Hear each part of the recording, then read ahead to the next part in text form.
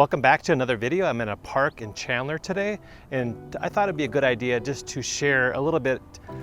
After 2.5 years of moving to Phoenix from the Midwest, I figured I learned a lot of lessons and I want to share those with you. So if you're looking at moving to Phoenix as well, or maybe if you're in the area already, looking to maybe move across town, or even just wanted to hear if those things that I have on my list match yours, or maybe learn a few things along the way, stay tuned in this video. I'm going to talk about the top 10 things that I learned moving from Minneapolis, Minnesota over to Phoenix, where I'm at right now in this beautiful state, in this beautiful weather. I love it so much. Stay tuned.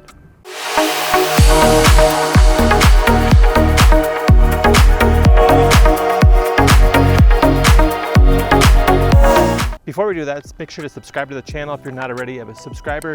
I'm posting videos weekly on all the tips and tricks and spotlights on neighborhoods and all of the Phoenix area. If you're moving to Phoenix, whatever it is, subscribe, leave a comment, reach out to me, phone and text, whatever is easiest for you, and let's connect so that we can make your move just a little bit easier. With that, we're going to start with the top 10, not in any particular order. Let's start with number 10. Seasonal traffic. When I first, there's a couple of these things I'll admit too along the way. Didn't really feel this. Maybe it's by year 3 that you start to feel and see the patterns a little bit more. But the first year I was here, maybe I was just loving the weather so much and loving everything around me that I didn't really see as significant difference until year 3. And one of them is seasonal traffic. Right now we're into the winter mode here in Phoenix. And if I'm going across town, even at night, there's a lot of winter activities going on. There's always activities, and we're going to get to that as well. But there's traffic. You can notice it. There's a lot more traffic than in the summer because people in the summer leave, they get out of here, they try to beat the heat a little bit. But you're going to notice it in restaurants, longer lines. Everything's going to take a little bit longer, but you'll see it the most with the traffic. Let's move on to the second one, and we have the heat. Again, this is a pattern for me. When I look back, I wasn't noticing the heat as bad, but this last summer, there was record-breaking heat, and I noticed it a lot this summer. There was over 90 days, or right at 90 days, of 90 degrees as a low each day. So this summer was brutal. I noticed it. It was really hot, but I always compare it back to the snow again, where they close roads and there's blizzards in the north. There's no blizzards. There's other things. I'll touch on the storm, the huboobs and all that sort of thing coming up here, but it's very hot. People go they go up to Flagstaff, they get away, they might go down to San Diego and get over to the ocean a little bit more, or LA, or you can pop to Vegas. And as I'm talking through this, I'm noticing that there's a lot of trends that kind of meld together as well, but it's really hot, so you have to plan to stay out of the heat in the middle of the day. Hiking is not really an option unless you go super early or really late. So there's just things that and it's only a couple months, but this summer it was right, I think it even hit 118 or somewhere in there at maybe even a few days. So it's hot, you just have to learn how to deal with it. It's a short amount of time, and you also notice that there's not really canceling of events where I was experiencing that, or icy roads way up in the north where I don't have to deal with that anymore. And you'll love it if you're moving down to this area. You don't have to worry about the ice and the snow and the blizzards. You'll be able to experience more of this. I have even a word I didn't even know about as far as monsoons and storms, but haboob. In the summer, there's monsoon season, and we have something called haboobs.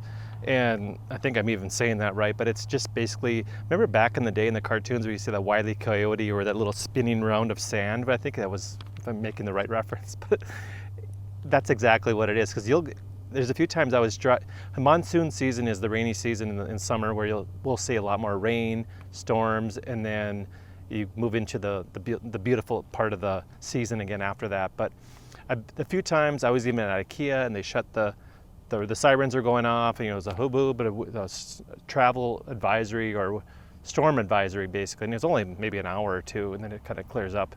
Sometimes there's that haze of dust and sand in the area, but it's really not that big a deal. It can be a little bit of something just to be aware of and know that it's going to happen.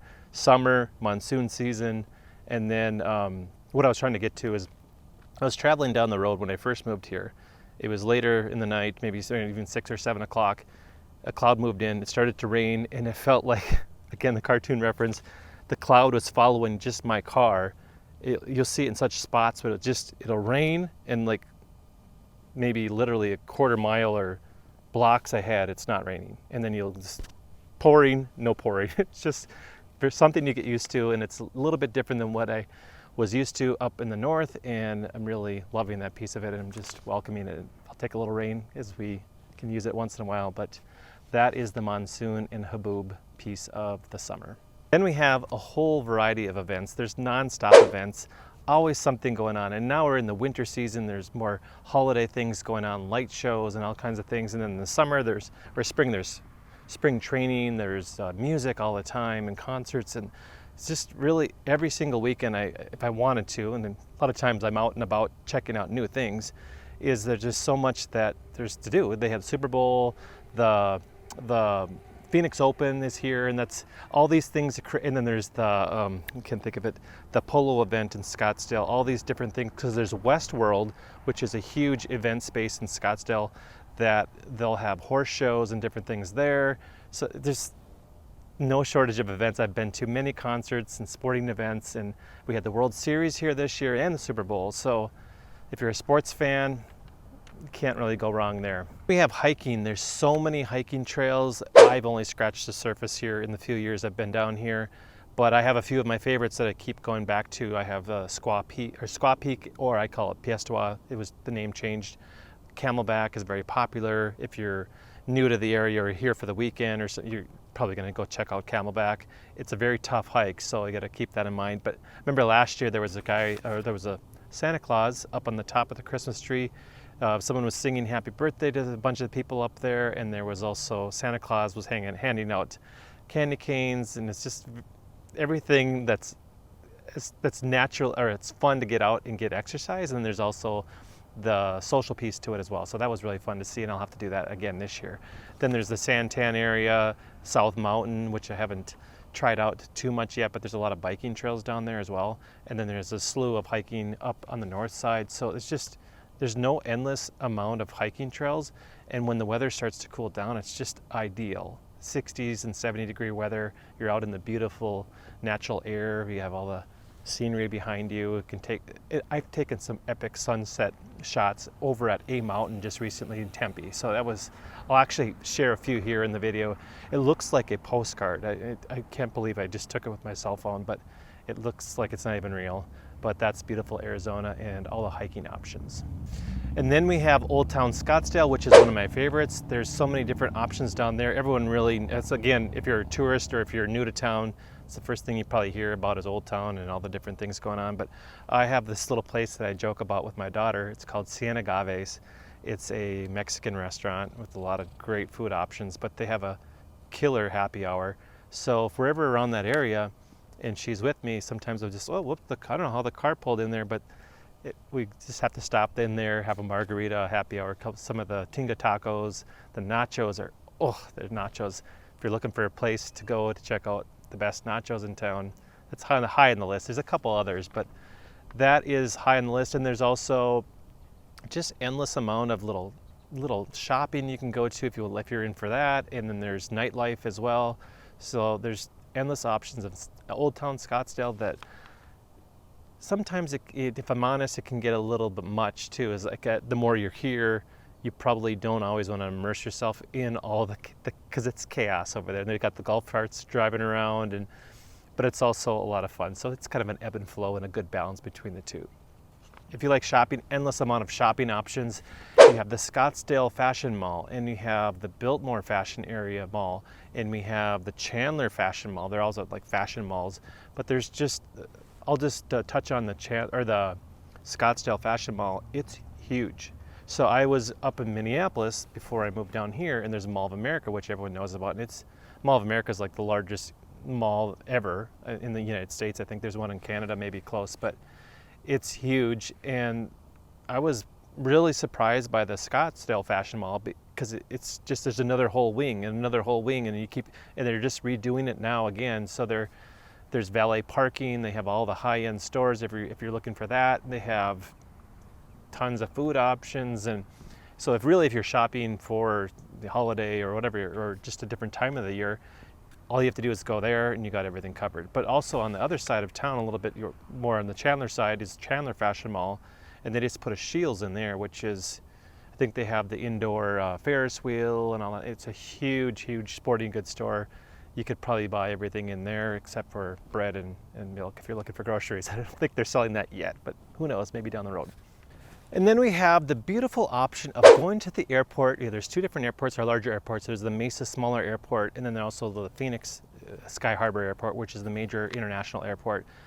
All the different airlines are there, and it's fairly easy to get in and out of there. It's rated pretty high. I've seen a couple different websites ranking it high, but the last few times I've been there, there's construction and seasonal traffic, and it's been really tough to get in and out the last several times I'm there. I don't know if it's just growing pains, seasonal again, or if it's just they're trying to expand some of it. But the last time I was there, or last couple times, they had this one area kind of cut off to a single lane and just backs everything up, and it doesn't look like they were really working on anything. So, but it's a great option. Since I've been here, I've been to Vegas probably a couple times, and a really cheap flight, or you can drive there. But drove out and also flew out to San Diego and LA a couple different times. There's so many things to do out there. There's Rocky Point if you want to get to the ocean in Mexico, which is I think maybe a 3-hour-ish to 4-hour drive.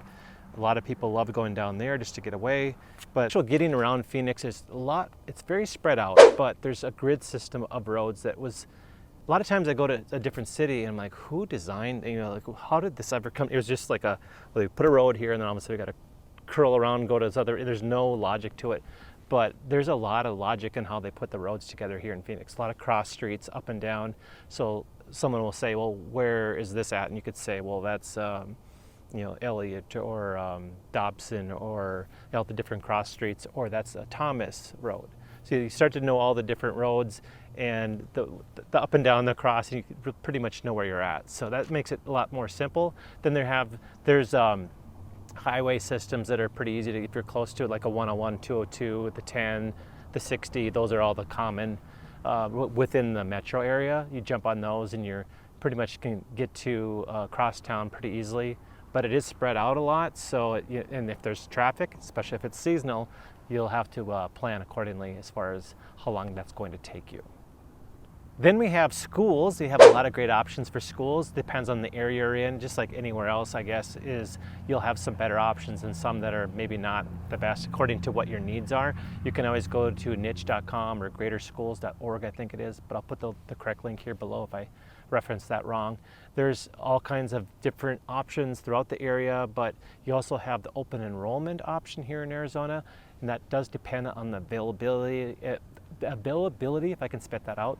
And if you're really interested to read the specifics, I'm going to put the statute for Arizona down below here. So maybe if you're having trouble sleeping tonight, you can refer to that and look at all the detail. Or if you just want to see all the specifics, if you're starting to really get to the point where you want to know exactly how all that works, and you're getting ready to move and you're calling, we're working on this, and we're walking through and showing you the properties and different locations, the different areas of Phoenix, then you can look through that and read through it thoroughly, and then I'll give you a quiz on it too. So that's the schools down here in the metro area of Phoenix. So those are the top 10 things I've learned since moving down here. Some a little surprising, some not so much. And also on top of that, a little bit of a bonus was really just the family friendliness of certain communities and neighborhoods. I think sometimes people get a different stereotype or maybe an assumption of maybe even a larger city that there's going to be a lot less areas that are family friendly or safe, and there's some areas, I mean, people don't even lock their house, I'm sure, at night, or lock their car doors, or I mean, maybe they do, that's just the smart thing to do, but it's just, I never feel unsafe when I'm out and about in certain areas, and it's just a matter of where you're going to be putting yourself to. You don't want to be going to a couple of the areas that are a little bit more on the not so safe side, but that's the same with any city you'll find. So make sure to leave a comment on this video, reach out, phone and text if you have any questions, how I can make your move to Phoenix that much easier, and then we'll go from there. Until the next video, I'm Greg, and I'll see you guys in the next video.